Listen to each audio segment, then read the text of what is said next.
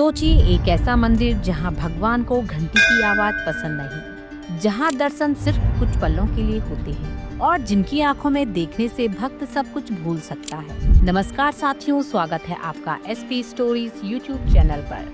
साथियों, आज मैं आपको सुनाने जा रही हूँ वृंदावन के सबसे रहस्यमयी और प्रेमी भगवान बांके बिहारी जी की अद्भुत कहानी।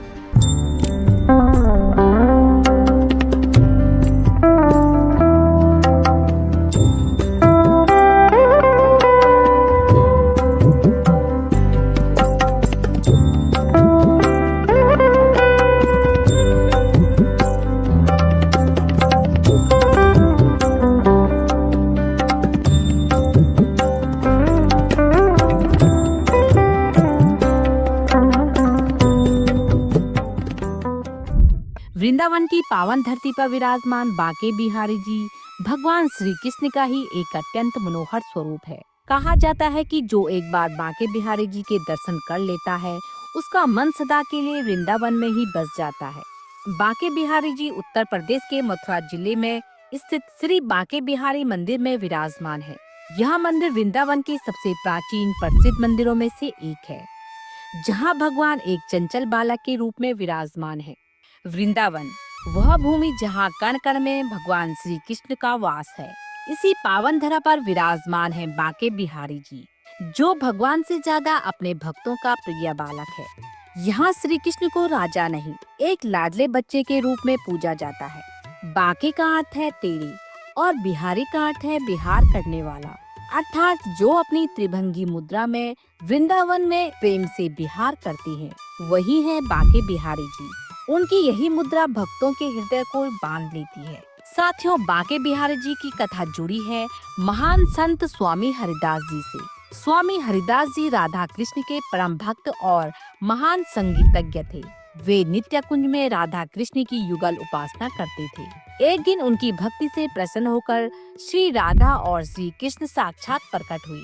स्वामी हरिदास जी भाव विभोर होकर बोले, प्रभु, मैं आप दोनों को एक साथ देखना चाहता हूँ। तभी राधा और भगवान श्री कृष्ण एक होकर बांके बिहारी जी के रूप में प्रकट हो गई। यही कारण है कि बांके बिहारी जी में राधा और कृष्ण दोनों का भाव समाया है। साथियों, अब बात करते हैं बांके बिहारी जी के अद्भुत रहस्य क्या है। हर कुछ सेकंड में पर्दे गिराने का रहस्य। बांके बिहारी जी के दर्शन के समय हर कुछ सेकंड में पर्दा गिराया जाता है, क्योंकि यह मान्यता है कि प्रभु की नजर इतनी मनमोहक और शक्तिशाली है कि भक्त उनमें खो सकता है। इसलिए पर्दा लगाया जाता है ताकि दर्शन सहज और सुरक्षित हो सके। मंगला आरती का रहस्य। बांके बिहारी जी के मंदिर में कभी मंगला आरती नहीं होती, क्योंकि बांके बिहारी जी यहाँ पर एक बालक की तरह पूजे जाते हैं, जिन्हें अचानक जगाना उचित नहीं है। यहाँ पर भगवान को राजा नहीं, बल्कि एक लाडले बच्चे की तरह पूजा जाता है। यहाँ पर कोई मूर्ति नहीं बनाई गई थी, बल्कि स्वयं प्रकट हुए थे भगवान बांके बिहारी जी, जिनकी मूर्ति को स्वामी हरिदास जी द्वारा प्रकट माना जाता है। इसलिए इसे अत्यंत चमत्कारी माना जाता है। तुलसी का रहस्य।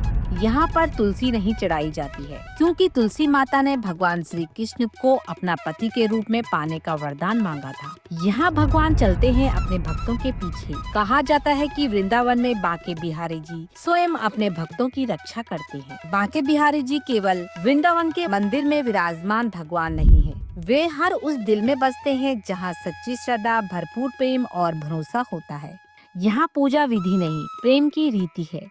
यहाँ नियम नहीं, भावनाएं हैं। यहाँ भगवान राजा नहीं, एक लाडले बनकर भक्तों के बीच में रहते हैं। कहते हैं कि जो एक बार सच्चे मन से बांके बिहारी जी को पुकार ले, उनकी जिंदगी में कभी भी अकेलापन नहीं रहता। बांके बिहारी जी चुपचाप उनकी उंगली थाम लेते हैं और हर मुश्किल रास्ते को आसान बना लेते हैं। यहाँ की हर गली, फूल और हवा यही कहती है, जय श्री राधे। साथियों, अगर आपको बांके बिहारी जी की अद्भुत कहानी और रहस्य दिल को छू गई हो तो इस वीडियो को लाइक जरूर करें और ऐसे ही आध्यात्मिक, रहस्यमयी और प्रेरणादायक कहानियों के लिए हमारे चैनल को सब्सक्राइब जरूर करें। वीडियो को अपने परिवार और मित्रों के साथ शेयर करें, ताकि बांके बिहारी जी की कृपा और भक्ति हर दिल तक पहुंच सके। जय श्री कृष्णा, राधे राधे।